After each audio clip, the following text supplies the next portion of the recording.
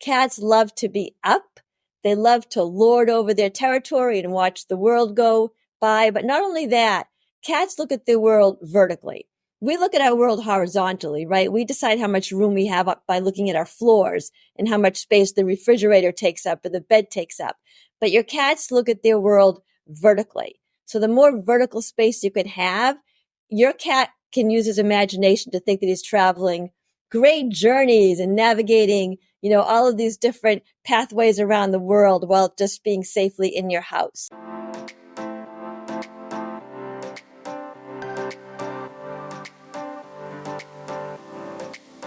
Welcome to the Pet Care Report podcast by Pet Summits. Here's your natural cat healthcare host, Dr. Megan Barrett. Welcome back, everybody. Thanks for tuning in. Our special guest today is Dr. Rachel Geller, a doctorate in education. She is the founder and president of All Cats All the Time Incorporated, a nonprofit focused on cat adoption and preventing abandonment. She offers free cat behavior counseling to shelters and cat owners in need. Highly certified, including as a cat behaviorist and retention specialist and fear-free shelter specialist, Rachel works globally with cat shelters, advising on behavior, training volunteers, and implementing surrender prevention programs. So thank you, Rachel, Dr. Rachel, for joining us today. Thrilled to be here as part of your podcast. Thanks for having me. Yeah, I just want to thank you so much on behalf of all the cats and the cat owners and the shelters for the work that you do, because as someone who's worked in many shelters, and I live in a state where we have 2 million free roaming cats, we really need people like you doing the work that you're doing to help manage all the cat population issues and just caring the best we can for our cats. So thank you so much. You're welcome. Yeah, a big push of mine is surrender prevention. I use my cat behavior work a lot for that because, there are too many cats and there aren't enough shelters. And if I can remove that financial barrier and help people keep their cats in their homes, we're really saving the lives of 2 cats. We're keeping a cat who already has a home in her home, and now we're freeing up a space in a shelter to help a cat who truly is homeless, who truly has paws on the ground. So thank you for recognizing that. Yeah, absolutely. That's a great point to make too. So today we're going to be talking about cat behavior, since that's your area of expertise. And some of the topics we'll cover include shedding light on some of these interesting behaviors that cats do, and then some of the energetic displays that they show, which can be a little bit confusing to cat owners, especially if you're new to having cats. And then, of course, trying to communicate with our cats so that we can have a good back and forth conversation with them and understand each other on a good level. So let's start with some of these behaviors cats will exhibit that can be puzzling to their owners. Could you shed some light on some of the most common strange behaviors in cats and the reasons behind them? Well, a lot of people say to me, why is my cat needing my lap? Or why is my cat, needing my arms? So kneading is something that young kittens do to their mother cat to help stimulate milk production. So it takes them back to those lovely days of comfort and love and warmth and all of these great, great feelings. So it's something like, human beings, when we indulge in comfort food, right? It takes us back to our childhood and it makes us feel good. So cats do that to feel happy and content. And it's reminiscent of those, lovely days when they were being nursed by their mom. Another thing people ask me about is, why does my cat always rub against me? My cat's always rubbing against me. So cats deposit their feel-good pheromones on you when they do this rubbing. So there's a reason for this. When they deposit their pheromones on you, they are in essence marking you as theirs. They're saying to the world, this is my human. She's mine. I love her. I want to keep her. And I want everyone to know that she's my special person. So it's really an act of love, it's an act of affection, and it's completely fine and okay to let your cat rub all around you. So those are a couple of the common questions I get about sort of rather strange cat behaviors. Yeah, definitely. What about some of those energetic outbursts that they might have? So a lot of people refer to that as the zoomies, and cats really do need stimulation and opportunities to hunt and to stalk and to pounce and to capture prey. So many times if you have a cat who gets these sudden bursts of energy and they're running about the house, it may be, and actually I'm pretty certain it is, because the cat is not getting enough structured, interactive play with you, opportunities to hunt. So if a cat was living outside, that cat would hunt upwards of 20 times a day. So think about your cat in your home. You're probably not spending that much time playing your cat with your cat, letting your cat get these hunting opportunities. And throwing a solo toy on the floor, throwing a fuzzy mouse on the floor or some type of toy on the floor is not a stimulating hunting opportunity for your cat. With a solo toy, your cat has to be both the predator and the prey. So it's not very enticing or appealing. So if your cat is doing a lot of that running around, all of this energy about the house, it means you really need to whip out that fishing pole toy or wand type toy and play interactively with your cat, simulate a hunt, move the toy around. So it's mimicking prey. Sometimes it's up, sometimes it's down, it's scurrying behind something, it's hiding, and so forth. And simulate a a hunting session with the play. Make sure you end the session with a final capture and food, because cats do expect a catch and kill after they hunt, after they've killed their prey. So finish that session with food, and you will see not only will your cat be happier, your cat will be less anxious and less apt to try to get that energy out, that pent up stress and energy out by running around aimlessly about your house. Yeah, that is such a great tip. I've never even heard that before, but it makes sense that they should be eating at the end of their hunting session. Yes. Every single play/hunting session should end with that wind down. The prey is getting injured. The prey is getting tired. The prey dies. Let that cat have the final capture and immediately follow that with food. If you don't let the cat eat what he just caught and killed, your poor cat is left to wonder why all of his great hunting techniques are no longer working. And that's stressful for a cat. We want to calm our cats down and make them feel happy, not leave them revved up and frustrated. Definitely. Those are such great tips. What about cats when you're petting them and they go from being super sweet to all of a sudden like attacking your hand? I hear this all the time. This is called petting-induced aggression, and there are a few causes for it. One is what I just described. If your cat's only form of stimulation in her life is your hand moving as you're patting your cat is going to go after that hand to capture the prey. As I said, your cats are natural born hunters. They need to hunt. So one reason is your cat may not be getting enough stimulating and realistic play sessions during the day. The other reason is cats can become overstimulated.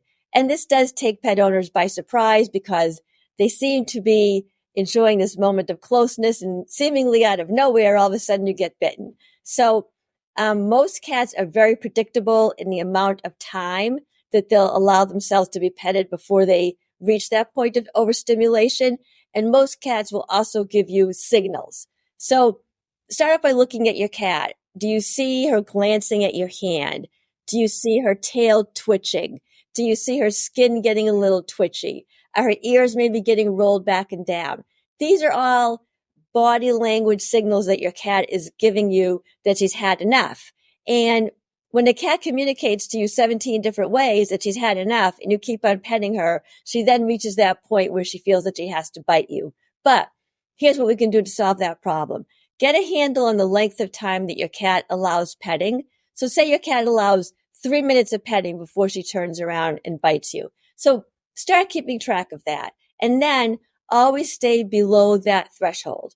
So if she allows 3 minutes for petting, I want you to always stop at 1 minute, whether or not she's gotten to that point. Stay below that level. And this way you're always leaving her in a contented state and even wanting more rather than getting to that point of overstimulation. So consistently stay below that kind of tipping point and only pet her in that way. You could do it by the stroke too. If the cat allows 3 strokes, then just do 1 stroke. If the cat allows 7 strokes, then just do 4 strokes. So you get what I'm saying here. Keep track, get a handle on when that flip kind of switches, and always stay below that and be consistent. Always, always stop petting the cat well below that threshold where you know she's going to become overstimulated. Yeah, another great set of tips. My cats love doing that, but sometimes it just seems like he's playing. So, I think we have to, it's just like what you're explaining, knowing those signs of communication where does it seem like they're angry at you at that moment, or are they just getting overstimulated and wanting to start hunting? And maybe that could lead into a play session if they seem like they're in the mood to hunt and play. Absolutely. You can always distract and redirect. So if you are petting your cat and she goes to bite you, you can get your cat's attention with a toy and then launch into a little impromptu interactive play session. Let the cat have a hunt. Let the cat let the captures, let the cat sink her teeth into the prey rather than your arm. And then follow that with, a treat or some food that your cat likes. You remain safe. Your cat gets to release his anxiety. Everybody wins. That's great. So what do you think are some things that are absolutely necessary for indoor cats in terms of environmental enrichment and things that they need for their basic behavior health? Well, number one, as I've said, is play. I can't emphasize it enough. Cats who get regular interactive play sessions, and again, with a fishing pole toy or a wand toy, so you're manipulating it to realistically act like prey. This is so important to a cat's life. Your cat won't be bored. Your cat won't be knocking things off shelves. Your cat won't be going after your ankles. All of these things that people complain about can be solved with regular interactive play sessions that simulate a hunt. And be realistic. Some people say to me, oh, my cat's old. My cat doesn't play. My cat's fat. My cat doesn't play. Well, the reason your cat probably isn't playing is you're not being realistic and you're not ending every session with that little bit of food. So you may have taught your cat that play with you is pointless. So there may be a learning curve for both of you, but all cats do hunt. And, that means all cats will play if you're properly triggering that prey drive. The other thing is, a lot of enrichment opportunities besides that play. Cats like things to do. So interactive activity toys, puzzle feeders, those are great things to have for your cat. And vertical space. Cats love to be up. They love to lord over their territory and watch the world go by. But not only that, cats look at the world vertically. We look at our world horizontally, right? We decide how much room we have up by looking at our floors and how much space the refrigerator takes up or the bed takes up. But your cats look at their world vertically. So the more vertical space you can have, your cat can use his imagination to think that he's traveling great journeys and navigating, all of these different pathways around the world while just being safely in your house. So cat trees are great. Window perches are great. But if you're short on space or you don't have a lot of money, you don't have to invest in all of these expensive things. Look around your house. Chances are you have some shelf space that's going unused. This can be repurposed as vertical space with a cozy quilt or a soft blanket. Same with backs of sofas or tops of storage containers, tops of bureaus, so much that's already existing in your house that you already own. With the addition of something soft and cozy can become vertical space for a cat. That's awesome. Yeah, those are great tips. My cat loves to sit on the back of the couch. So it's nice to make sure that they have those high up spaces to be at so they can feel safe off the ground. Yes, it's so important for a cat's welfare to have that vertical space. And what's interesting is if you have a multi-cat household, when you have cats who are fighting, a lot of times multi-tiered cat trees or multi-levels in your house of vertical space will allow the cats to sort out their hierarchical differences without fighting. So the higher status cat will take the higher spots in the house. The lower status cats will take the lower spots in the house. So they use vertical space to determine their status in their territory rather than fighting. So vertical space does have a lot of important uses for a cat. Yeah, good point. So I'm curious, what are some of the most common reasons that you see people having to surrender cats? The three most common are litter box problems, scratching. The cat is scratching on everything but that lovely scratching post that you brought home for her, and intercat aggression within, a multi-cat household. So for many people, cats peeing outside of the box is just non-negotiable. But I will say that many of these problems are human caused. A lot of people buy litter boxes that aren't appropriate for their cat, or they buy boxes that their cats don't feel safe in, such as a covered litter box, or, a lot of cats don't like those automatic boxes. So, and another human cause of litter box aversion is plastic litter box liners. If her cat gets those claws stuck in that liner, that's going to really hurt. And she will then associate the box with the pain. So she won't go into the box again. But, I do find that litter box problems, the scratching, and cats fighting with each other are the top 3 reasons that cats do get surrendered. Okay, thanks for sharing that. So for cats that are scared a lot, the typical cat that will hide under the bed all the time and not come out of the closet, what are some ways that you might suggest to get cats like that to engage and come out of their shell? Again, best way to do this is through interactive play. If your cat is hiding under the bed, you could just start off by running the toy slowly back and forth around the periphery of the bed and start to get her attention.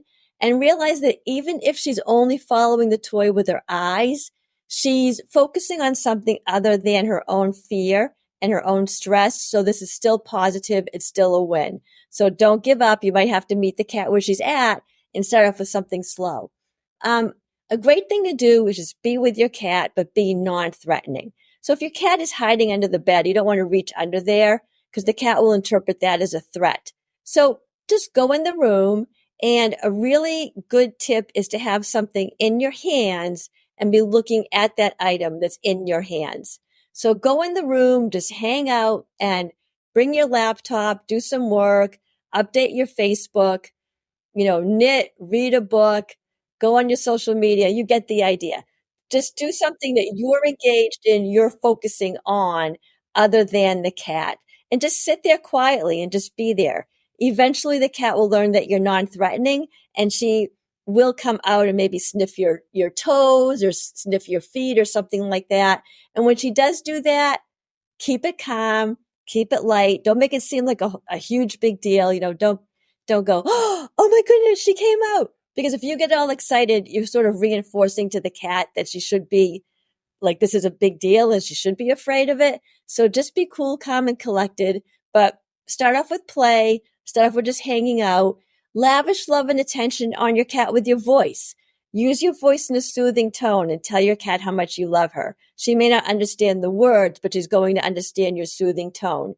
And keep earning your cat's trust with routine, feeding her, giving her treats, playtime, and eventually that bond will appear. Do you think that a direct eye contact with a cat that's fearful could be intimidating to them? Yes, they do find that type of thing threatening. Like I said, if you reach towards the cat, they find that threatening. If you stare at your cat, some cats do find that threatening. So I will recommend to people to kind of look off to the side, like think of looking over the tip of one of the cat's ears. And the other thing you can do is a slow blink. So kind of break up that stare and blink slowly. Some cats will even blink back at you, and that's a good sign that she's really started to communicate and trust you. That's very cool. What about trying to get those lazy or overweight cats that don't like to play? How do we get them to engage with us? Yeah, so we're going to start slowly. We're not going to expect the cat to be running and jumping onto chairs and tables right away. So I tell people start off with ground hunting. We're going to play the game with the toy staying on the ground because we have a better chance of an older or arthritic or overweight cat playing if we make it so the cat doesn't have to do all these acrobatic moves in order to get the toy. So keep the play on the ground, move slowly. And it's very okay at the beginning to cheat a little bit and let the cat get the toy. We must all remember when we were little kids and we would play a game with our parents or somebody older and they would let us win, right? So we would get confident. We'd want to try it again. We can do the same thing with our cats. We can make it a little easy for them so they do get that capture and quote unquote win. And then we will give them that little bit of a treat so they have that reinforcement that they caught their prey and now they can eat their prey. So start off slowly, meet the cat where she's at, keep it on the ground, go slowly, keep the session short. We don't need to have like these marathon 30-minute hunting sessions. In real life, a cat will only hunt for maybe 7 to 10 minutes. So a 5 to 7 minute session to start off with is completely fine. Keep it short in the beginning. And remember that, if a cat is arthritic or a cat is overweight, they're not going to be bouncing all over the place, and they may not start in right away. So give the cat time. I see too many people kind of giving up at the beginning. They'll dangle the toy, they'll stand there for a few seconds, nothing happens, and they figure, oh, this cat doesn't want to play, and they walk away. Give the cat a little bit of time to sort of get engaged and get into the swing of it. Thank you for those great tips. So, what are your thoughts on cats living indoors versus outdoors? I have very, very strong feelings and opinions about this topic. I feel very strongly that domesticated cats should be indoor cats only. There are so many dangers outside, in addition to, coyotes and predators and poison and cars. There are crazy people, and it's just safer for cats to be indoors. It's a myth that cats are only happy outside. And people say to me, well, I let my cat out and now he wants to keep going out. Well, once you give your cat more territory or expand your cat's world and he's aware that there is more territory, now your cat has this instinct, this need to get out there and monitor the territory, see what's going on. Let other cats who are out there, maybe on his territory, he wants to let those cats know that he's rougher and tougher than they are, and he's going to stand his ground and protect his territory. So it's not that they want to go out. In fact, they find the experience very stressful, but they now need to go out because cats are territorial creatures. So if we keep our cats indoors and they don't go out at all, your home is their territory.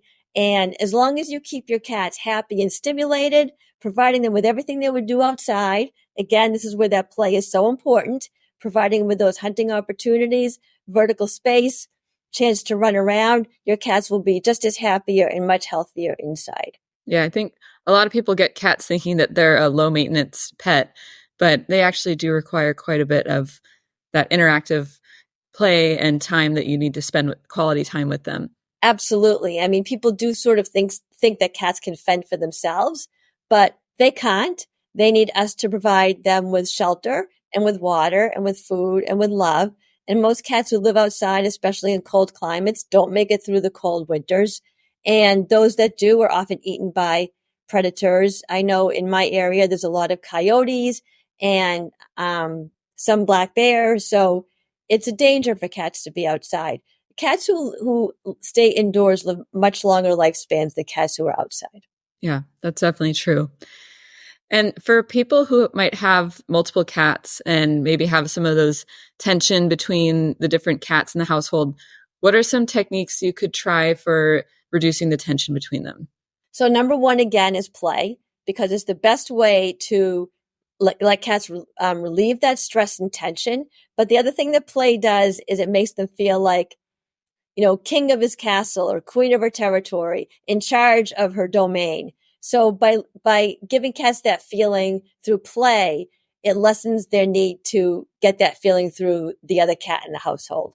You can also use the play, I think I talked about before, to distract a cat who's about to attack another cat, redirect the cat to play, and let the cat hunt the toy rather than the other cat. If the situation is very bad, if it's really devolved into a constant cycle of aggression and fear, we may need to walk it all the way back and do what I call a complete reintroduction. And this is when you separate the cats and reintroduce the cats. You're going to introduce the cats as if they have never met each other before. So we're going to walk it all the way back. Whichever cat is the aggressor, that cat goes into the separate room, which I like to call the sanctuary room. You would start off as within an introduction process as if the cats are brand new to the household. They've never seen or met each other.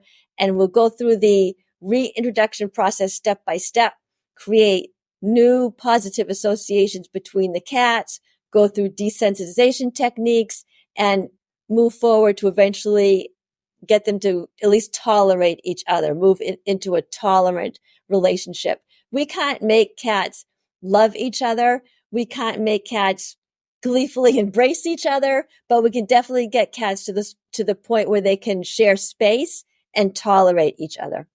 Those are great tips. Thank you. And what about these communication ways that cats will try to communicate with their owner? Can you share a little bit about that? Cats are amazing communicators. They use their minds and bodies together to communicate with us. So if we can learn their language, we can really have a lovely relationship with our cats. So a few of the basics, the cat's ears, they use their ears to communicate with us how they are feeling. If the cat's ears are up and erect, they're feeling happy, they're content, they're approachable. If the cat's ears are rolled back and down, it means that they are thinking they might be getting into a fight. They're preparing for a battle. Cats do this to protect their eardrums. So it means they think there's some type of fight ready to happen. Cats also use their tails to communicate. Unlike a dog, the faster a cat's tail is wagging, the more upset that cat is. So if a cat's tail is kind of gently swishing, that's fine. But if the cat's tail is really lashing back and forth quickly, that's a sign that that cat is agitated. If the cat's tail is up and erect, or even has maybe like a little bit of a curve at the tip, this is a happy, content, approachable cat. If the cat's tail is down, pointing down towards the floor, then this is a cat, again, who is upset, agitated, maybe ready to get into a fight. So those are kind of the basic body signals that we can look for our cats. And interesting about cats, 90% of their body signals are translated to increase the distance or decrease the distance. You can come closer or stay right there. That's close enough. I don't want you to come any closer. So they're very good at letting us know, yes, come on over and pet me, or that's good. Stay right there. That's close enough. So we just need to pay attention to that, because if a cat's telling us not to come closer and we do, then the cat may hiss. And if we don't listen to that, then the cat may growl. And if we're still ignoring the signals, then we might get bitten or scratched. So if we pay attention and show our cats that we understand them, the more a cat sees that you understand her, the better things are going to be. Yeah, that makes sense. Having that mutual respect between you and them, and they feel heard, I think they'd definitely be happier. Just like people. Yeah. Well, we're getting to the end here. So do you have a number one tip that you would want to share with pet owners to implement right away and make sure that they're doing today? Yes. Get out that fishing pole toy or wand toy. Engage in interactive play sessions with your cat. And if you have a laser pointer, toss that laser pointer right now. Laser pointers were developed for PowerPoint presentations in an office, and that is where they should stay. It's a little red dot that can never be captured. It's an unwinnable game for your cat. She can pounce on that dot, try to get that dot. She will never feel that physical, tangible capture between her paws or in her teeth. So we're causing frustration and stress in our cats, which is the exact opposite of what we want to do when we play with our cats. So interactive play with a fishing pole or wand type toy, captures, food, toss the laser pointer. Awesome. Thank you for that. And where can our audience learn more from you? They can go to my website at drrachelcatbehavior.com. And on that website, I have all kinds of instructional videos, information, and also my email so people can get in touch with me if they have further questions. Okay, very cool. Can I ask how many cats you have of your own? I have 2 cats. They are both rescues. And I am unhealthily attached to my cats. I love them dearly. Me too. Well, thank you again for your time. It's been such a pleasure chatting with you. And I really hope that some of the listeners will reach out and be able to utilize your vast knowledge and wisdom to help their cats. Thank you. It was great. I enjoyed doing this. Yeah, you have so much information to share. It's just wonderful. And, the world and all our cat owners and cats are so lucky to have you. So we just appreciate it so much. Thanks. And I can always come back. That would be great. So listeners, just don't forget to follow, subscribe, and leave reviews if you found this interview interesting. This will help us to reach more pet owners who might also benefit from the info. And definitely go ahead and check out Dr. Rachel's website and let us know if you have any questions.